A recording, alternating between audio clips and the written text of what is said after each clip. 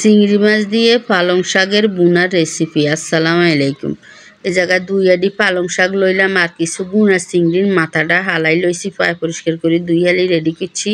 এই দিক দিয়ে কিছু গোড়া রসুন দিয়ে দিলাম, ছোটো ছোটো দেশি রসুন তো সিলি হপ সিলা করে আমি দিয়ে দিলাম। দেওয়ার পরে এই জায়গার মিন্দে আপনার কয়টা একটু পেঁয়াজ কুচি দিলাম, এগুলার একটু ভাজা হয়ে গেলে দিয়ে দিলাম রসুন বাটা। একটু রসুন বাটা দিই অল্প মশলার ভিতরে। এইভাবে একবার হইলো শীতের সবজি রাঁধি খাইছে, শীত কন আর গরম কন খুবই মজা হয়। এরপরে জায়গায় পরিমাণ মতো লবণ দিয়ে দিলাম, হলুদের গুঁড়া 1 চামচ দিলাম, মরিচের গুঁড়া দিলাম 1 চামচ। এই যে হলুদের গুঁড়া একটু লাড়ি সাড়ি দিয়ে দিই। আমি জায়গার মধ্যে আরও কয়টা হলুদের গুঁড়া দিচ্ছি। দেওয়ার পরে এই জায়গার মধ্যে দিয়ে দিলাম মরিচের গুঁড়া 1 চামচ।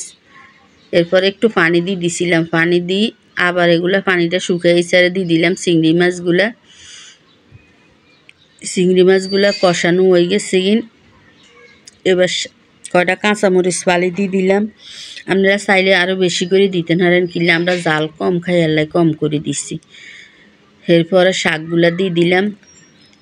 দেওয়ার পরে এগুলারে আপনার এবার উল্টে পাল্টা এগুলা ভালো করে একটু লাড়ি চাড়িয়ে নিয়ে, এগুলো কোনো ডাকনা দিতেন না, ডাকনা দিলে আপনার পানি আরও বেশি বাইরে যাইব কিন্তু শাকের তন। এমনি তো পালং শাকটা নরম তরকারি, এটা আপনার পানি বাইরে যাই কিন, অল্প একটু হয়ে যাই কিন। এরপরে এগুলার এভাবে লাড়ি ছাড়ি আপনার গোছায় গাছায় সুন্দর করে দিয়াম। আর কোনো পানি দিতেন না, এই পানির ভিতরে হইব এগুলা। এই যে কতক্ষণ পর পর শুধু একটু লাড়ি ছাড়ি দিতে হইব। এই যে আমার আপনার পালং শাকের বুনার রেসিপিটা চিংড়ি মাছ দিয়ে রেডি হয়ে গেছে। যদি আপনার কাছে ভালো লাগে একটা লাইক কমেন্ট শেয়ার সাবস্ক্রাইব করে দিন। আসসালামু আলাইকুম। এভাবে একবার হইলেও রান্না করে খাইছেন, খুবই মজা হয়। শীতের সবজি যেভাবে রান্না করবেন ওইভাবে মজা হইব।